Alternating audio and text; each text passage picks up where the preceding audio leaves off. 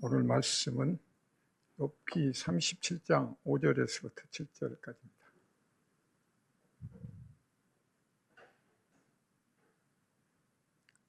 자, 짧으니까 다 같이 한번 공독하겠습니다. 시작. 하나님은 놀라운 음성을 내시며 우리가 헤아릴 수 없는 큰 일을 행하시느니라. 눈을 명하여 땅에 내리라 하시며 적은 비와 큰 비도 내리게 명하시느니라. 그가 모든 사람의 손에 표를 주시어 모든 사람이 그가 지으신 것을 알게 하려 하심이라. 아멘.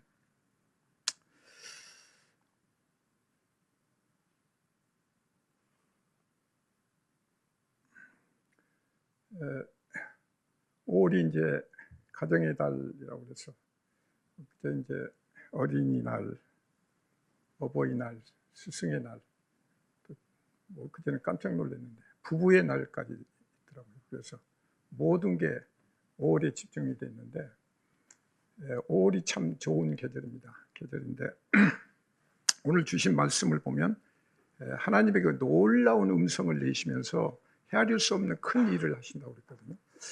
그래서 큰 일을 하시고 또 눈을 명하시고 적은 비와 큰 비도 내리시고, 그런데 그가 모든 사람의 손에 표를 주시어 모든 사람이 그가 지으신 것을 알게 하신다, 이렇게 지금 주시는데, 오늘 이 말씀이 굉장히 쉬운 말씀인데 이 모든 우리 신앙의 기본 팩트가 여기에 다 들어있어요. 그러니까 뭐 다른 말씀도 다 마찬가지죠. 우리가 지향점이라고 하는 것은 하나님을 아는 거잖아요. 그러니까 하나님을 알고 하나님을 알므로써 우리가 믿음이 생기고, 그리고 하나님이 인도하시는 그거를 우리가 알면 그게 신앙이죠. 근데 우리는 그걸 믿지를 못하는 거죠. 특히 불신자들 같은 경우는 어떻습니까? 이 지금 봄날에 이 아름다운 꽃이 피고 또 새가 울고 산천 초목이 그 녹색으로 변했는데 산이 변했네?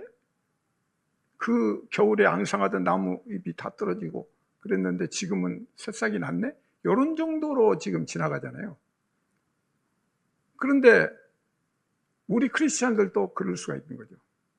그러니까 하나님이 주신 그 계시는 두 가지가 있다고 그랬죠.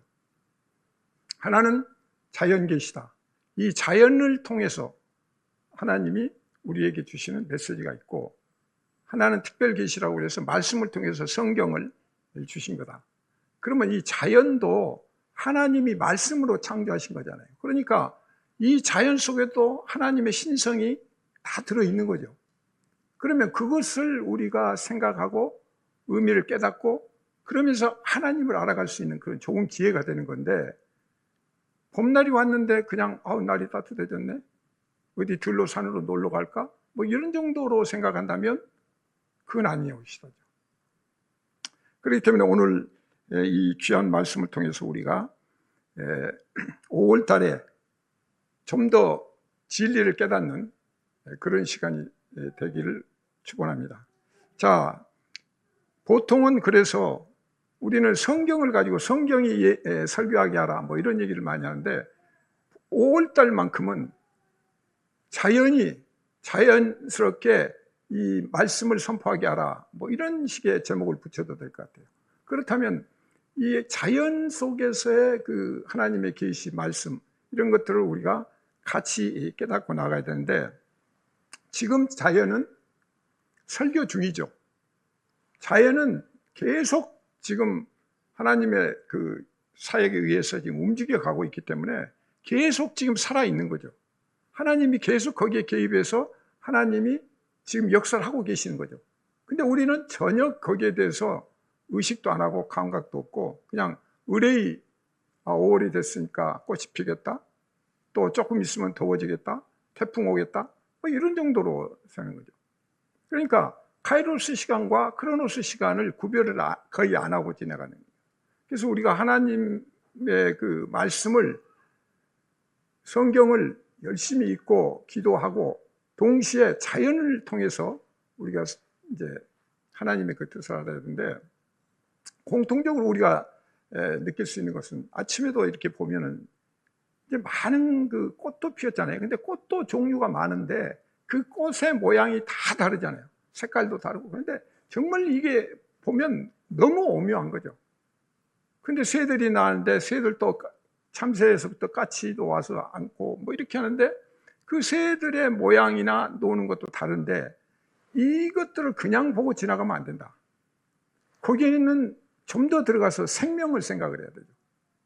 그러니까 우리가 생명의 문제를 생각지 않으면 그 신앙 자체가 흔들릴 수밖에 없다.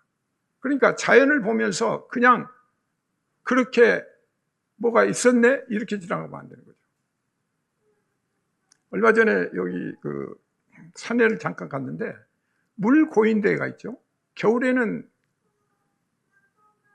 아주 말라가지고 아무 생물이 살 수 없는 그런 얼었던 곳인데 지난번에 비가 오고 그래가지고 물이 고였더니 깜짝 놀라는 게 거기에 올챙이 있잖아요. 올챙이가 수십 마리가 있어요. 수백 마리가. 그러면 이 올챙이들은 어디서 있다가 어떻게 나온 건가? 참 희한하죠.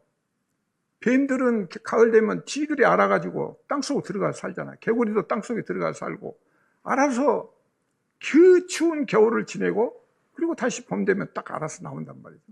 이런 섭리를 하나하나 따져보면 야 이게 그냥 될 일이 아니다. 그냥 우연히 될 일이 아니다. 이제 이런 생각을 우리가 한번 가지고 봐야 되는데 그 불신자들은 보통 이제 불가지론자라고 그러죠. 불가. 하나님이 계신지 안 계신지 모르겠어. 잘 몰라. 자신 없어. 그래가지고 불가지론자라고. 또 어떤 경우는 하나님이 이제 과연 존재하셔? 하나님이 과연 섭리를 하고 계셔? 이제 이런 질문을 또 하죠. 그리고 또 우리 크리스찬들도 가끔은 자기한테 어려운 문제가 닥치거나 힘들어질 때는 아이 진짜 하나님이 계셔? 하나님이 진짜 나를 아실까? 자꾸 이제 이런 의구심을 갖게 되죠. 그런데 오늘 이 말씀을 통해서 여러분들이 확실하게 이 말씀을 붙들고 신앙을 공고히 한다면 다른 어떤 경우라도 흔들리지 않을 수 있다. 왜냐하면 지금 여기서 우리가 창조 이 부분을 무시해버리면 섭리도 무시가 되는 거죠. 그러니까 하나님이 존재하신다는 게 전제가 돼야 창조가 이해가 되고 그 창조가 이해가 돼야 그 다음에 하나님이 섭리하신다는 이 부분이 이해가 되는데 만약에 이게 안 되면 나머지 뒤에 것 하나도 안 되는 거죠. 그래서 제일 중요한 것은 하나님이 이제 거꾸로 우리한테는 물어보세요. 그러면 너는 피조물 맞아? 피조물이야? 이렇게 묻는 거예요. 그러니까 이 부분을 우리가 잘 생각해야 돼요. 그러니까 하나님을 모르니까 내가 피조물인지도 모르죠. 하나님이 우리를 창조하시고 목숨을 주고 이렇게 살아가고 있다고 하는 그걸 깨닫지 못한 사람은 우연히 내가 생겼다고 생각해요. 그래서 그게 진화론적인 사고라고 그러거든요. 그러니까 진화론적인 그런 사고로 우리가 살아가다 보면 모든 것이 그렇게 생각이 되는데 그거는 우연히 생겼다는 거거든요.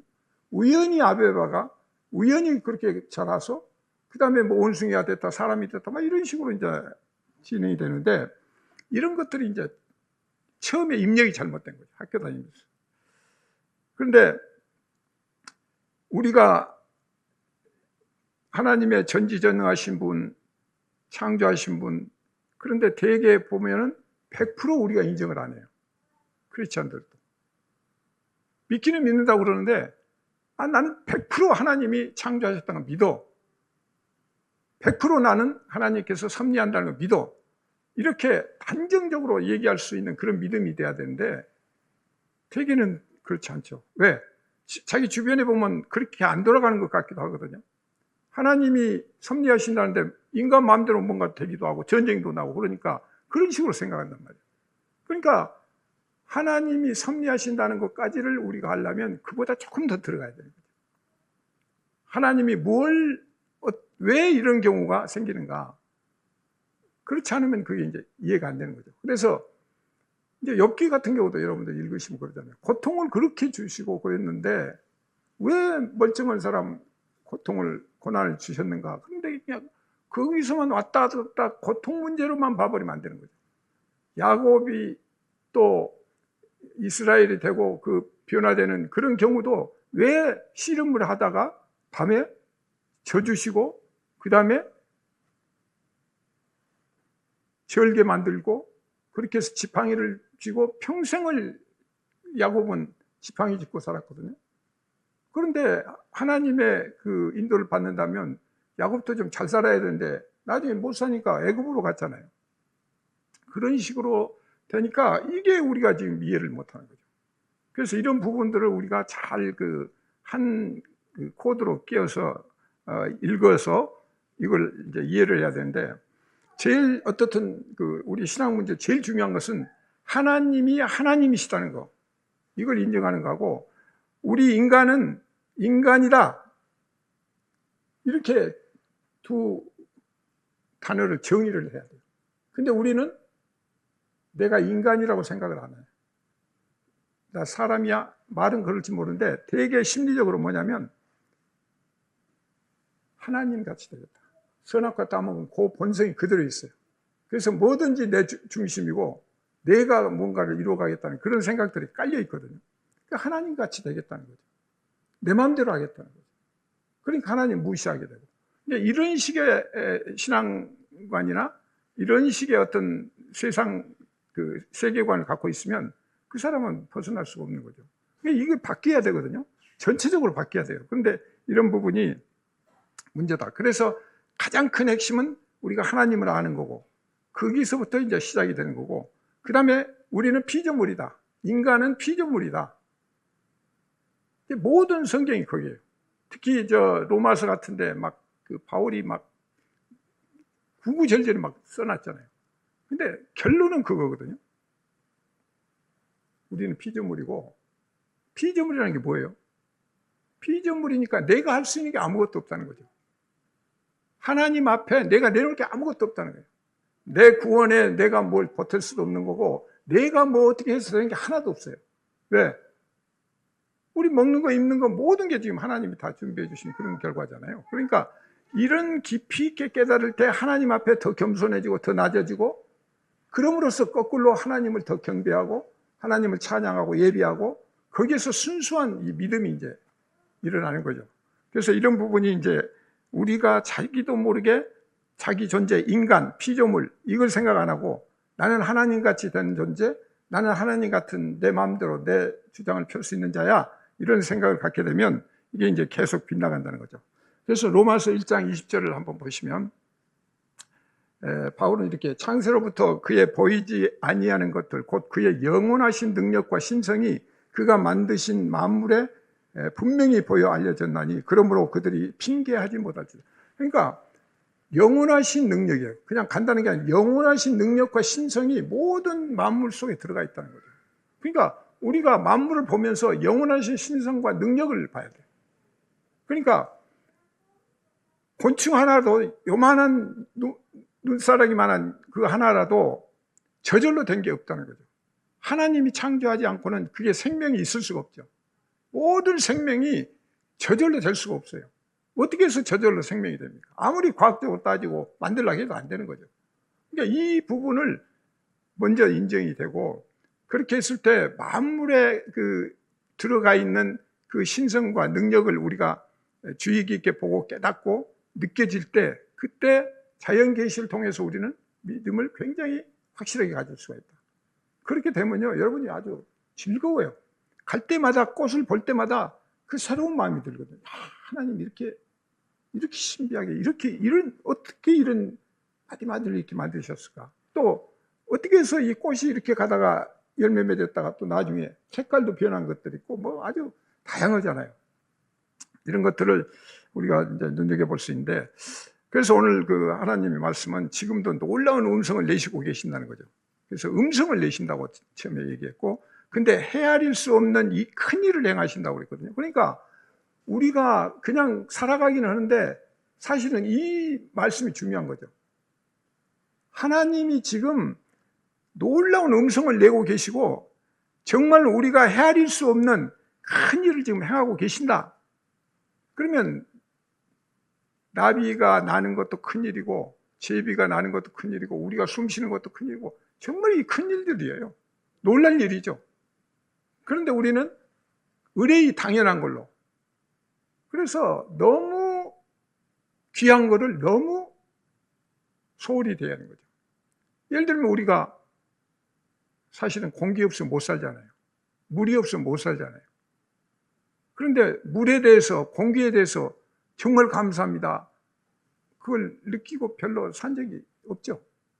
의뢰이 있는 걸로, 당연한 걸로 오고, 오히려 돈이 몇백만 원 나온다든지 다이아몬드가 어디 있다가 하면 거기는 막 불을 켜고 쫓아가지만,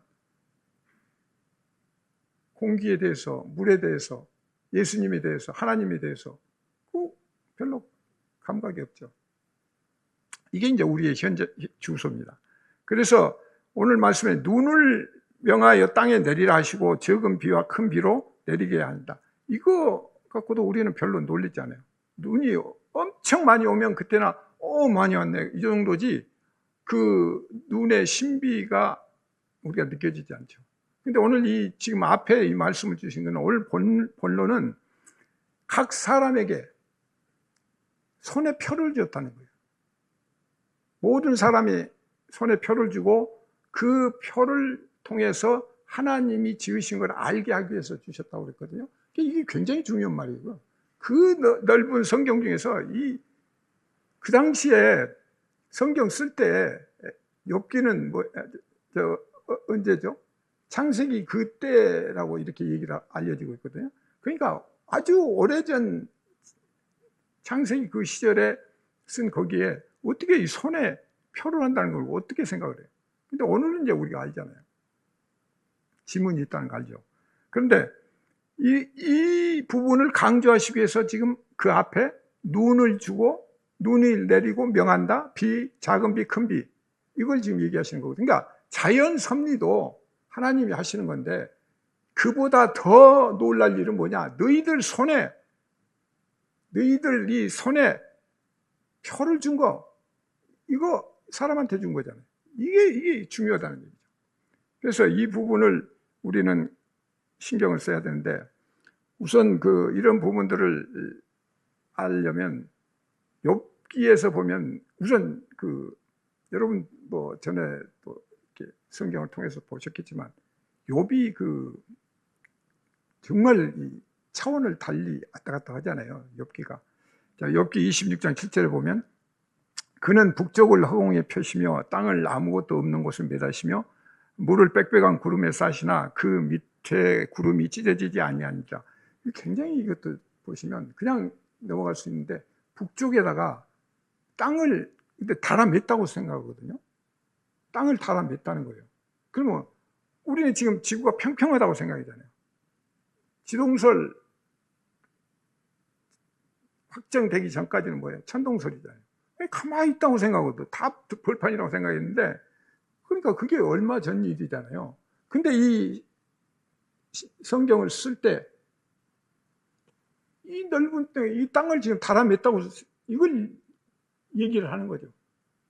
한번 생각해 보세요. 이게 그냥 인간적으로 생각할 수 있는 겁니까? 아니죠. 하나님이 지금 계시를 주시고 하나님이 자기를 계시하는 거죠. 그래서 하나하나 지금 깨달아가게끔 해서 나를 알라는 거죠. 궁극적으로 나를 알라는 거예요. 하나님 존재를 알라는 거죠. 그래야 그게 믿음이고, 그래야 너희들이 복을 받고 구원받고 그렇게 가는 거다. 결론은 간단해요.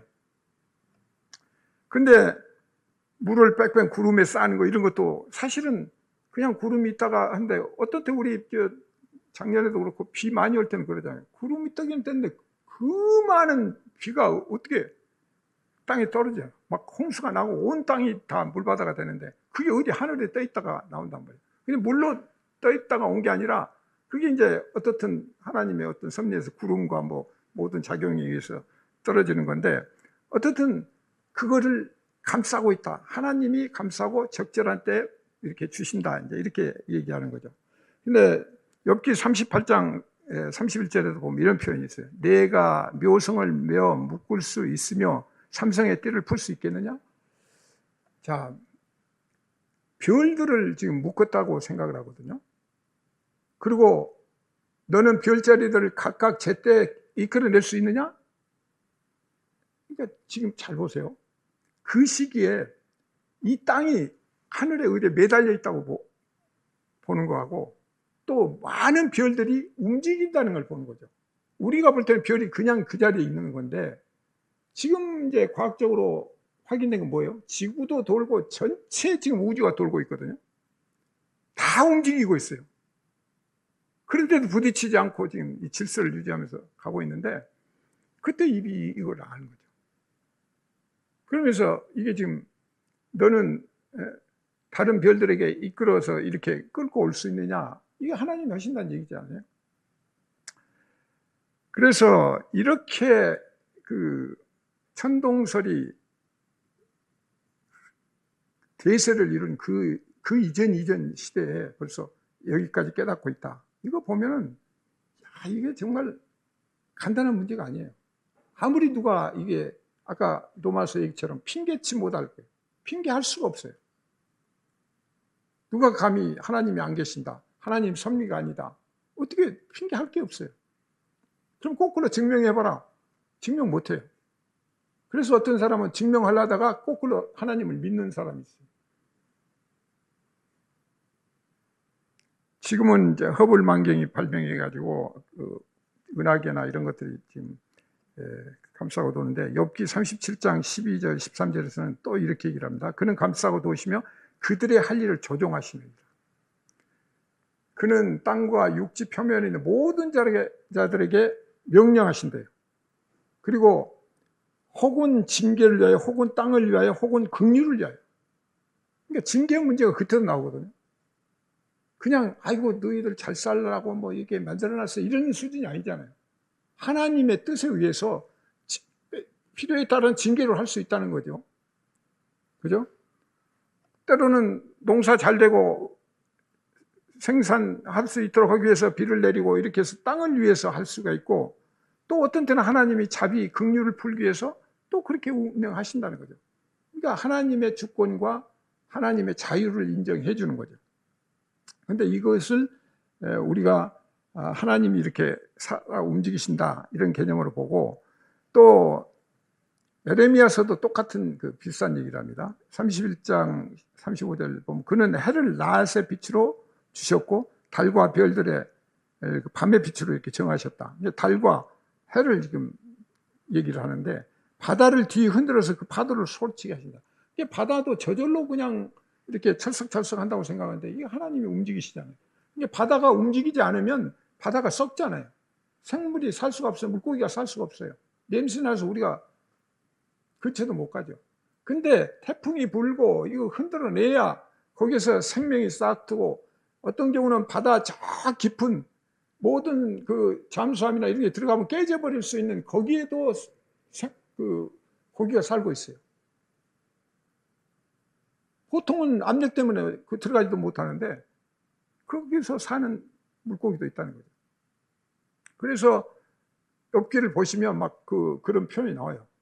하나님이 너 바다 길을 걸어봤어? 이제 이런 표현도 나오거든요. 그러니까 우리는 너무 모르는 게 많죠. 그런데 그냥 아는 체 하면서 자기 잘났다고, 나 하나님 같아, 자기 자랑하고 뭐 이렇게 사니까 이게 지금 하나님 빈타고 전혀 지금 빗나가는 거죠. 그런데 오늘 중요한 말씀은 아래 보면 이 법도가 내 앞에서 패할진대. 그러니까 이 우주를 운행하는 이 법도를 내가 패한단 말이죠. 그러면 거기에 뭐예요? 이스라엘 자손도 내 앞에서 영원히 끊어진다. 이게 중요한 말이거든요. 이거는 지금 앞으로 요한계시록에 나온 거기하고 이제 연결해서 우리 한번 생각해 보세요. 네. 요한계시록 마지막 새하늘 새 땅 어때요? 그때는 다 새로운 세상이 지금 탄생이 되잖아요. 그러면 하나님이 이 우주를 다스리는 법도를 그냥 이제 딱 스톱시켜버리면 이스라엘 너희들도 다 끝나고 전혀 새로운 이제 하나님 새하늘 새 땅으로 이렇게 간다. 그래서 종말론적인 이런 말씀하는데 욥에게는 반대로 창조의 시작점을 지금 강조하고 계시는 거죠. 그래서 욥기 38장 4절에 내가 땅에 기초를 놓을 때 너 어디가 있었어? 이렇게 물고. 그러니까 이것도 계속 욥이 고난받을 때 그 세 친구가 와서 논쟁을 벌이잖아요. 그 다음에 나중에 엘리후라는 젊은 청년이 와가지고 또 얘기를 하다가 마지막에 하나님이 나타나시거든요. 그래가지고 여기에 이제 얘기를 하시는데, 내가 땅에 기초를 놓을 때 내가 어디 있었느냐? 내가 깨달아 알았거든 말할지냐 이런데, 그때 어디 있었냐 이거죠. 모르잖아요. 우리는 그때 뭐 어디 상상도 할 수 없는 그런 처지였으니까 안 되는 거죠.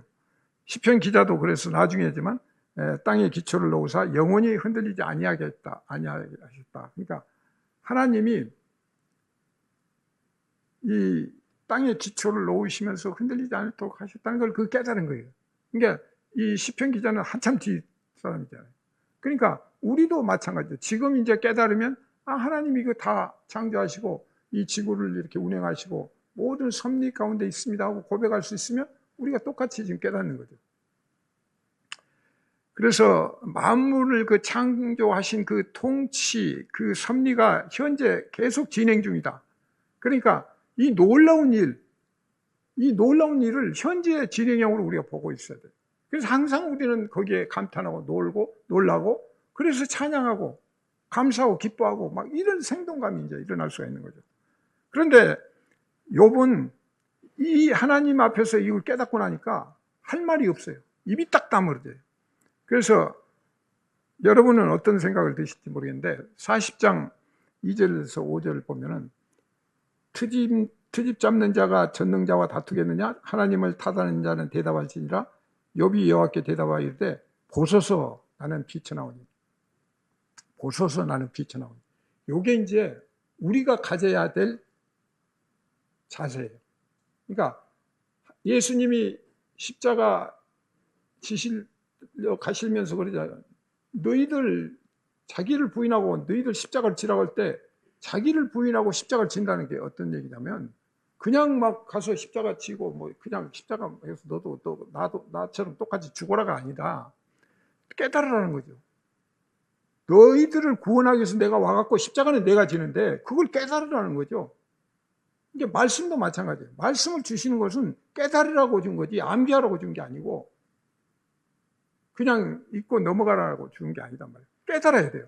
그러니까 우리가 기도를 해야 되는 거고 성경과 성경 사이에서 깨달음을 주시거든요. 성령께서. 그때 하나하나 깨달아가는 거예요. 그래가지고 그게 모자이크처럼 퍼즐처럼 딱 맞아가지고 나중에는 이제 이거구나 이제 깨달아지는 거죠. 나는 비천하오니 그러면서 뭐요? 무엇이라 주께 대답하니까 손으로 입을 가릴 뿐이다. 그러니까 할 말이 없어요. 할 말이. 근데 잘 우리가 묵상해요. 우리가 그걸 깨달으면 정말 나는 흙으로 만들었던 게 맞구나. 하나님이 흙에다가 이 영을 부어 주셔가지고 생명이 됐구나. 그 원래는 흙이었구나. 근데 하나님이 떠나면 흙이나 똑같구나. 맹탕이구나. nothing, 무, 제로. 이런 상태구나. 내가 지금. 근데 내가 지금 잘났다고 그러고 뭐 세상에서 뭔가를 해보겠다고 막 움직이고 내가 하나님을 위해서 뭘 하겠다고 막 이렇게 하면 이게 엇박자죠. 안 맞는 거죠. 그러니까 손으로 내 입을 가릴 뿐이로서다 한 번 말하사온 즉 내가 다시는 대답하지 않겠다는 거예요. 그러니까 하나님 묻는 말에 대답할 수도 없을 뿐만 아니라 대답하려고 해도 안 되고 그냥 하나님이 인도하시는 순종하고 따라가는 그 길밖에 없다. 이제 이렇게 깨닫는 거죠. 이게 이제 우리의 신앙의 길이다. 이 부분을 우리가 잘 묵상을 해봐야 돼요. 그런데 우리는 일상생활을 살 때 또 다른 어떤 교회들 막 이렇게 보면 막 설교가 계속 뭐 그냥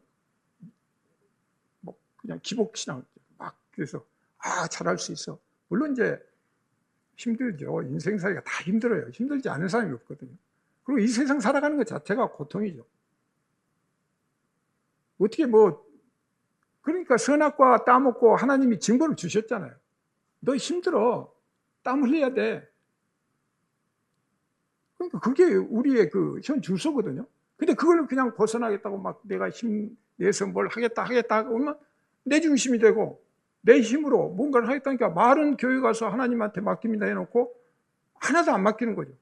그리고 믿으라고 하니까 절반만 믿어. 절반 믿는 거, 반틈 믿는 거, 부분만 믿는 거, 이거는 믿는 게 아니에요. 전면 부인하고 똑같아요. 왜? 하나님은 전지전능한 분이거든요. 전지전능한 분을 전지전능하다고 믿어야 그게 옳게 믿는 거지. 이게 부분 믿고, 이거 조금, 어떤 때는 믿었다고, 어떤 때는 안 믿었다고, 막 이러면 이거는 믿는 게 아니죠.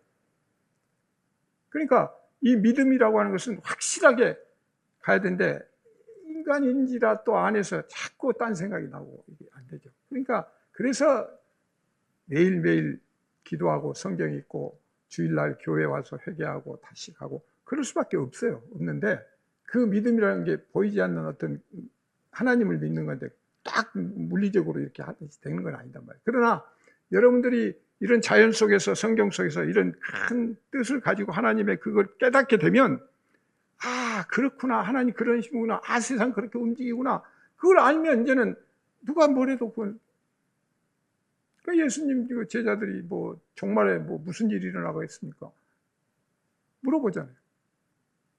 여기저기서 뭐 예수 나왔다, 뭐 내가 예수다, 뭐 하고 난리치고 그래도 너 나가지 마 그러시잖아요. 왜?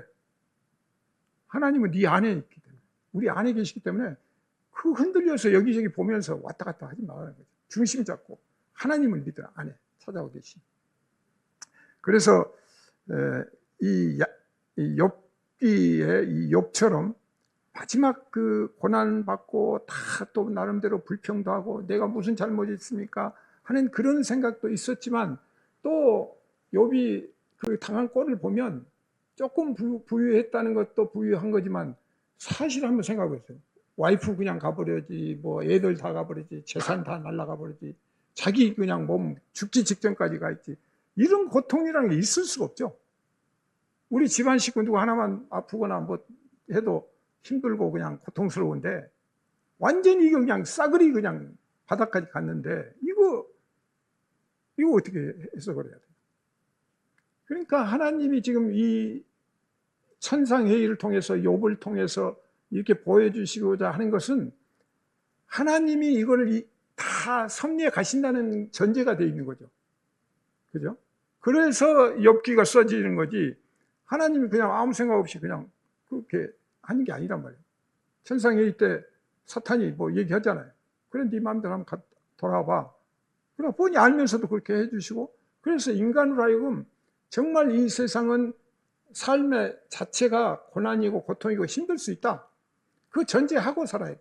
근데 그걸 안 하려고 그러고, 남은 잘 사는 것 같으니까 그걸 비교해 가지고 이러니까 안 되는 거죠. 왜? 그 사람도 다 고민이 있거든요.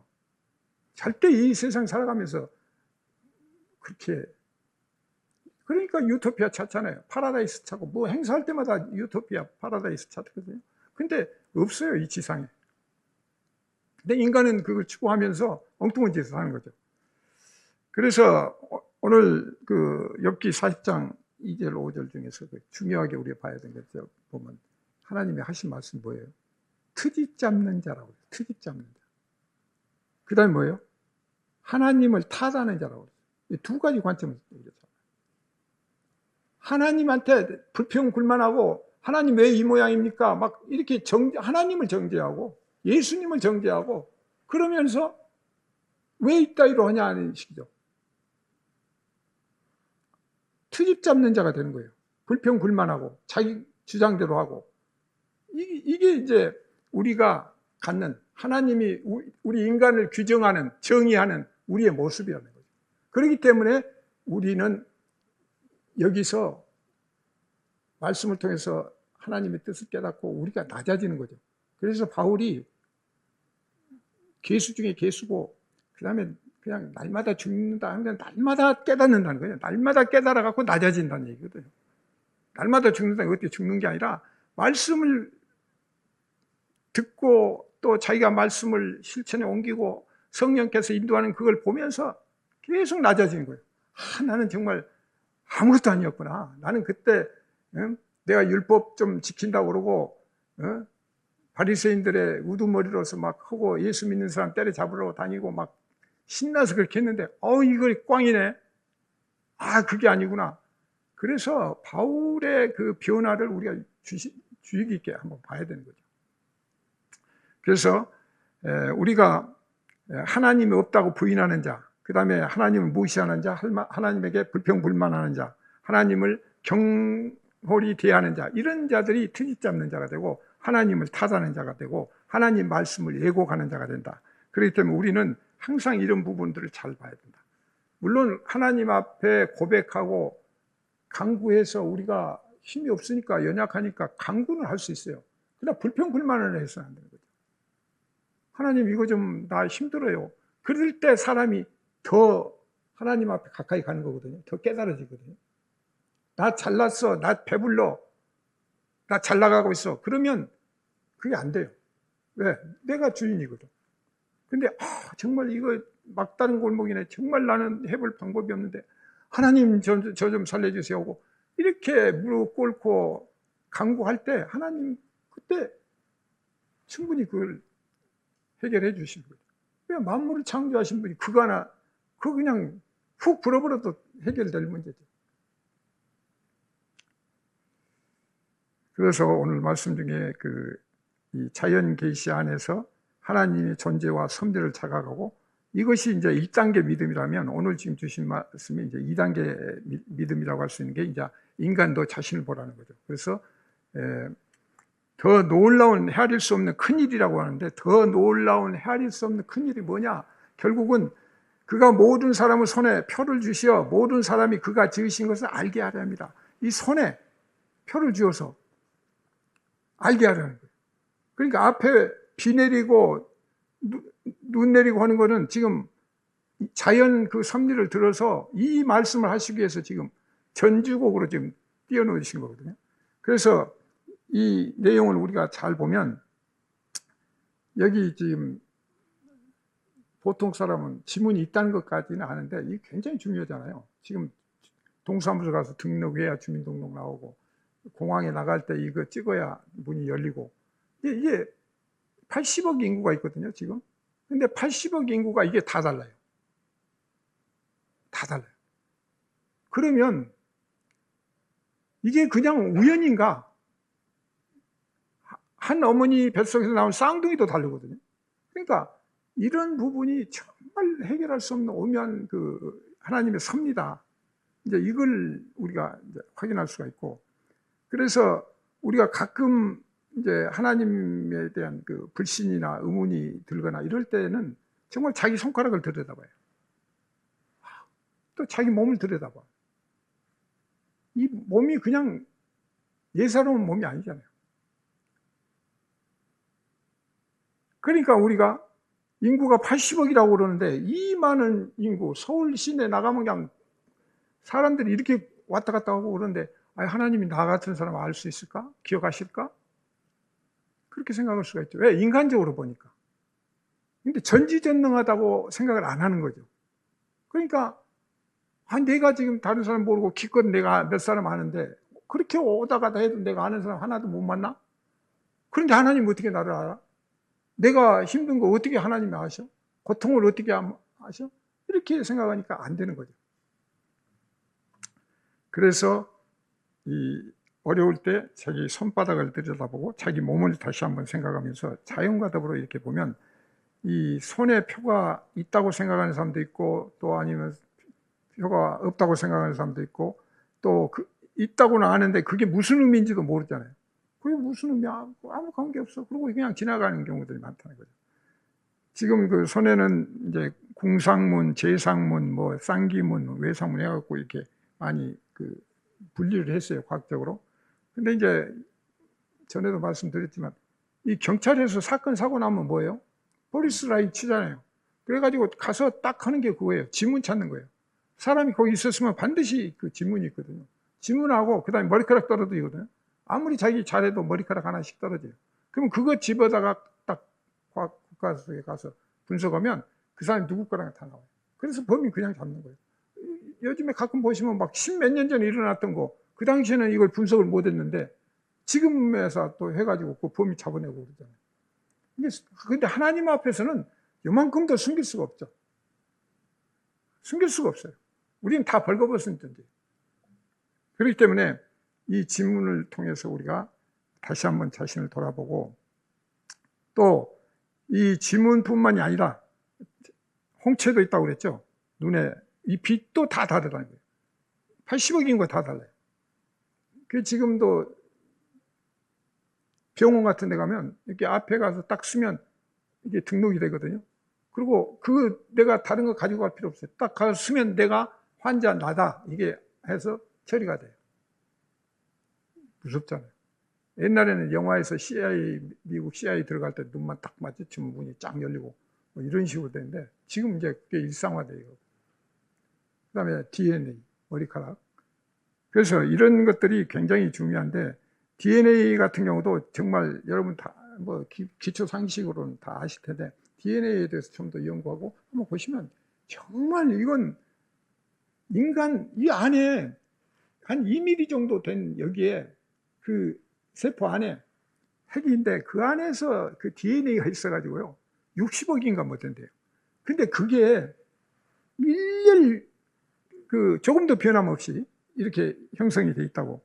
그래가지고 이게 인쇄를 하면 100만 쪽, 그래가지고 1,000쪽짜리 1,000권 정도 되는 그 양이래요. 근데 그 요만한 데가 다 들어있거든요. 그러니까 이게 인간으로서는 할 수도 없고 상상도 못하는 하나님의 섭리만이 할 수가 있는데 이런 것들을 우리가 한번 좀 눈여겨볼 필요가 있고, 제가 그 얼마 전에 이제 신의 언어라는 책을 제가 읽다가 한번 말씀드리려고 했는데 마침 이번에 말씀 준비하면서 다시 생각이 났는데, 이분이 그 게놈 있죠, 인간 게놈, 이 게놈에 대해서 그 발견했는데, 이분이 뭐 젊었을 때 이제 다양한 의사이면서 생화학도 하고 생물학도 하고 막 여러 가지 일을 하다가 결국 이제 게놈 쪽에 그 연구를 시작했는데, 이분 그 책으로 보면 게놈 이게 발견한다는 게 저 태평양 바다에서 바늘 하나 찾는 그 정도로 어려운 문제래요. 전 세계적으로 이걸 자료도 수집하고 해야 되는데, 그거를 이제 설명을 하면서 자기는 불가지론자, 진화론의 그 일맥인 불가지론, 하나님을 있는 것도 같고 없는 것도 같고 그냥 모르겠어. 그러고 그냥 지냈다는 거예요. 그런데 이제 이걸 연구하고 보면서 야, 이거는 DNA보다 더 깊이 들어간 게놈인데 이거를 이거 하나님 신이 아니고는 이건 있을 수 없는 일이다. 그래서 자기가 이제 크리스천이 됐는데, 그분은 이제 진화론적 크리스천이에요. 약간 좀 우리 일반인들하고 개념은 좀 다른데, 어떻든 그 게놈에 그 31억 개의 유전자를 그 연결해 가지고 이제 그걸 그 발표하고, 그 당시에 클린턴 대통령하고 백악관에서 뭐또 영국 총리도 오고 뭐 해가지고 행사도 하고 유명한 그런 사람이 됐는데, 이분이 이제 쓴 게 그거예요. 그러니까 하나님을 부인할 수가 없다는 거예요. 너무 세상이 신비하고, 그렇기 때문에 세상을 깜짝 놀라게 한 자기가 그렇게 해서 연구 발표를 했는데, 그분 얘기는 뭐냐면 그 유전자가 쭉 질서정연이 되는데 거기에 하나만 조금 비틀어면 사람이 아픈다는 거예요. 그러니까 그걸 발견해 가지고 아픈 사람 그거만 딱 고치면 사람이 바로 정상적인 사람이 된다는 거예요. 그러니까 아플 일이 없다. 아파도 금방 고친다. 이제 그 개념이거든요. 그러니까 나중에 이제 젊은 세대들은 또 뭐 120세까지 살지는 모르겠는데, 어쨌든 이제 그런데 우리는 이런 그 하나님의 섭리 이런 부분들을 좀 더 깊이 생각하면서 우리가 성경을 읽고 같이, 그러니까 오늘 지금 주신 말씀은 소위 자연계시와 또 특별계시, 성령이 지금 같이 어울려지는 모습이죠.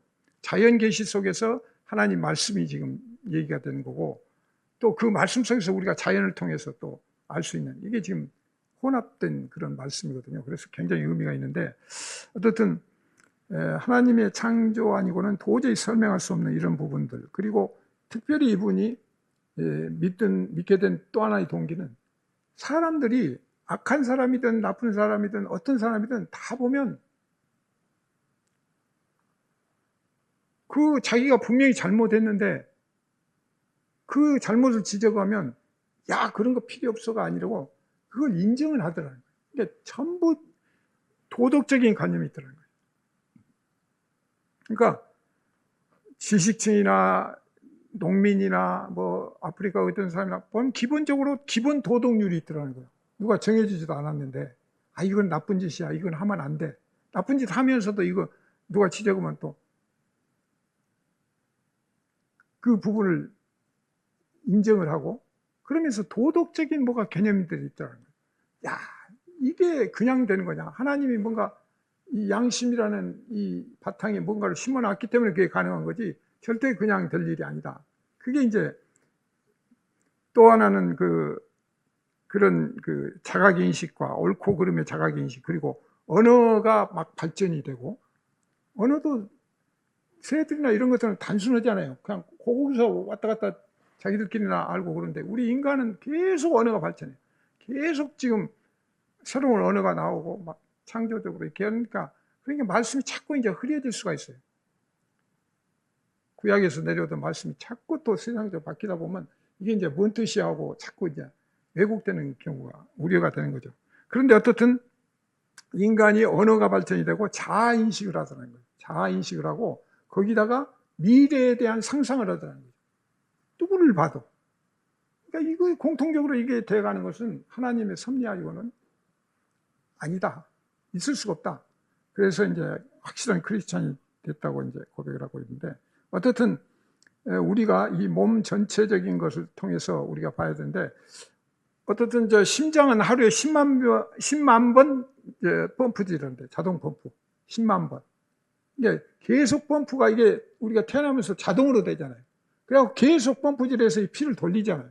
그래서 우리가 살아있거든요. 근데 이거를 자동적으로 한단 말이에요. 내가 하려고 해서도 아니고 누가 시켜준 것도 아닌데 이 펌프질을 해서 피를 돌려. 생명을 유지시키는 거죠.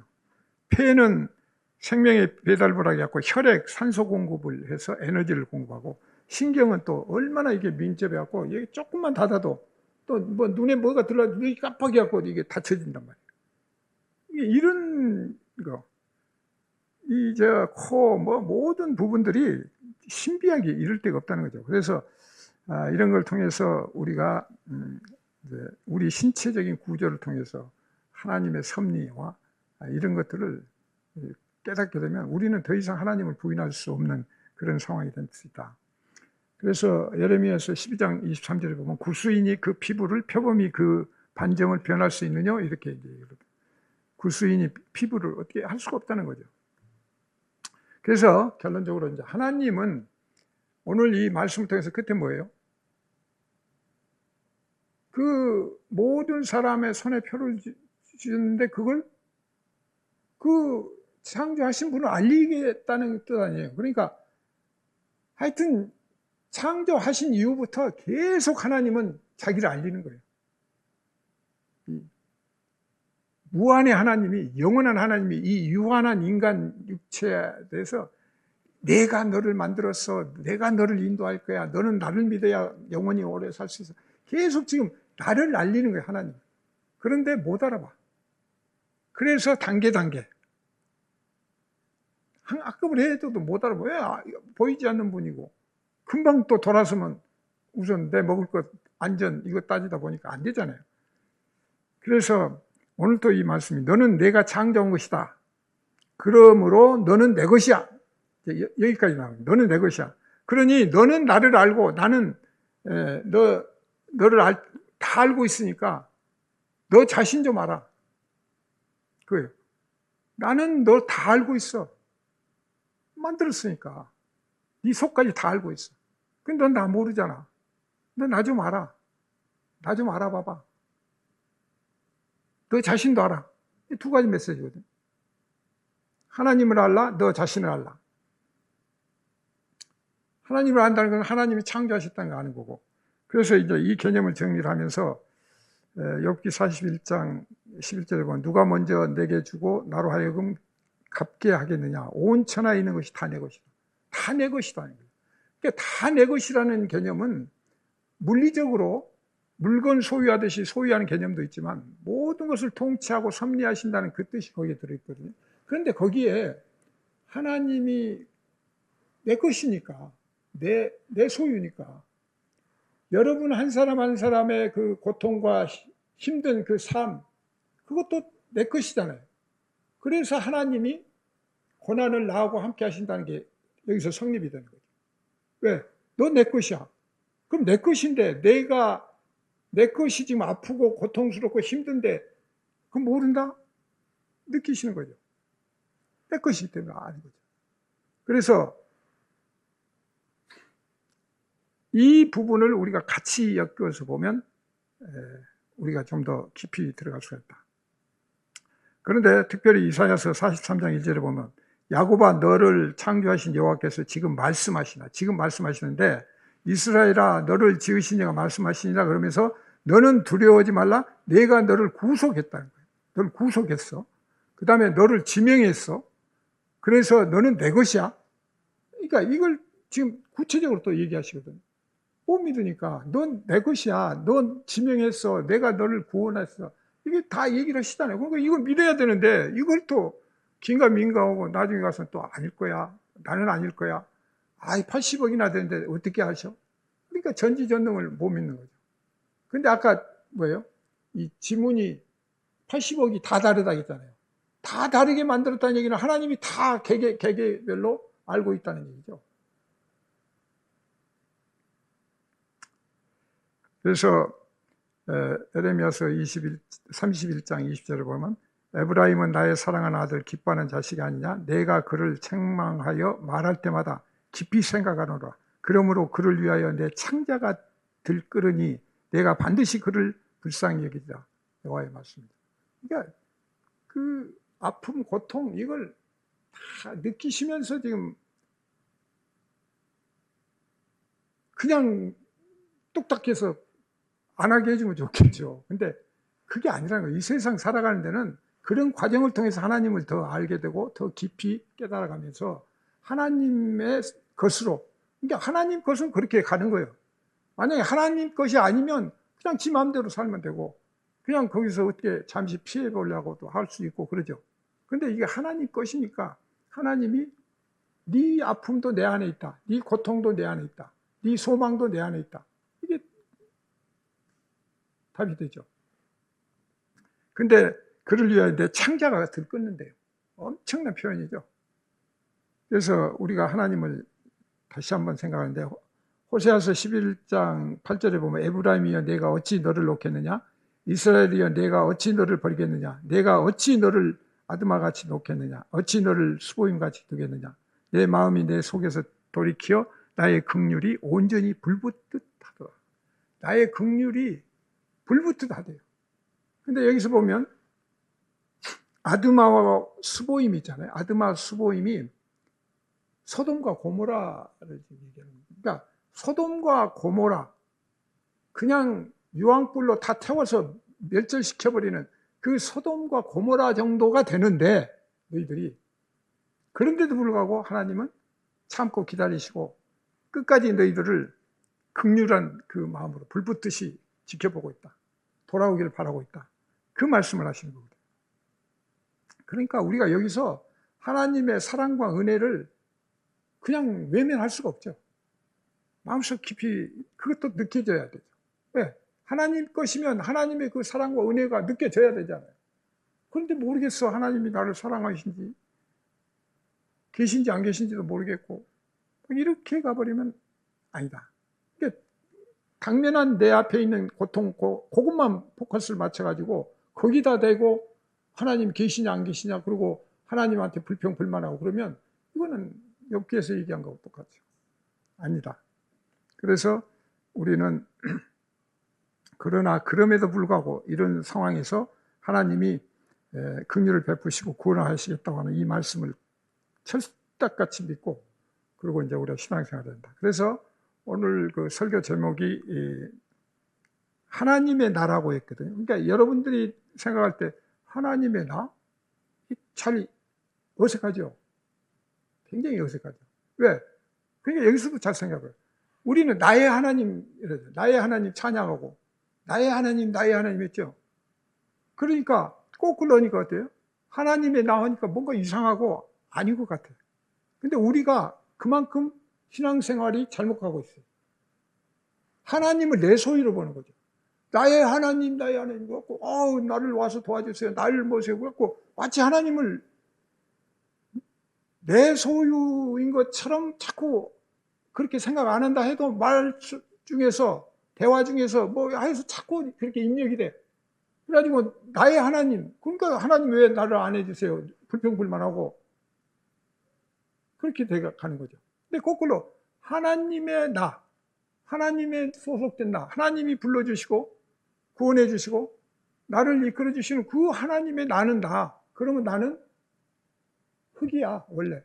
그런데 영으로 생명을 받아서, 그래서 내가 이렇게 존재하고 있고, 천국 소망을 가지고 갈 수 있고, 그러니까 그냥 그분이 인도하시는 걸로 가지, 여기서 뭐 콩당콩당 할 게 없다. 이 깨달음이 오는 거죠. 그래서 조금 여러분들이 좀 표현이 그렇지만, 하나님의 나, 이 어색하지만 그게 먼저예요. 그러고 나서 나중에 뭐 나의 하나님 할 수는 있겠죠. 그러나 기본적으로 우리는 하나님의 나가 돼야 돼요. 그래야 순종이 되고, 그래야 긍휼을 느끼고 은혜를 느끼고, 그래야 우리가 신앙이 성숙할 수 있다. 그래서 바울 같은 그런 밑바닥까지, 날마다 죽노라, 개수 중에 개수다, 이런 정도까지 가고, 끝없는 그 밑바닥에서 오늘 그 욥이 고백했던 것처럼 할 말이 없습니다. 입을 다무는. 근데 우리는 교회 오면 막 하나님한테 막 그냥 이것저것 막 하죠. 근데 참 그러면 좀 시원하긴 한데 근본적으로 그거는 아니다. 한두 번 할 수 있죠. 전혀 하지 말라는 게 안 해야 된다는 건 아닌데 자꾸 그렇게 습관이 되니까 그게 정답인 줄 알고 그렇게 가니까 신앙 자체가 틀려요. 잘 생각해요. 전체적으로 그런 맥락으로 한번 보시면 최종 목적은 하나님의 존재를 아는 거고, 하나님의 그 존재 안에서 우리 인간이 피조물이라는 걸 아는 거고, 그래서 피조물로서 우리는 할 게 아무것도 없다. 낯생이다. 그러니까 은혜를 붙을 수밖에 없고, 그 은혜에 의해서 우리는 살아가는 존재다. 그러니 감사하고 날마다 찬양할 수밖에 없는 존재다. 그런 기본적인 걸 가지고 나머지 성경을 읽고 또 나쁜 하면 그게 중심이 잡히는데 그게 흐트러져 버리면 이제 우리가 좀 달라진다. 그래서 오늘 그 본문 핵심 메시지는 하나님을 알라는 것이다. 그리고 우리는 하나님의 것이라는 것을 고백하는 거다. 그래서 우리가 어떠한 탄생이나 어떠한 결정도 변화도 우리가 해서 이루어진 것은 없다. 오직 하나님의 섭리에 의해서 모든 것이 이루어 나가고, 그렇기 때문에 우리가 스스로 거듭나지는 것도 아니고 구원되는 것도 아니고 오직 주님의 손길에 의해서만 지문에 표시해 주신 것처럼 그렇게 갈 수밖에 없는 존재다. 이런 믿음을 가지고 우리가 신앙생활을 하면 큰 문제가 없으리라고 생각이 듭니다. 기도하겠습니다.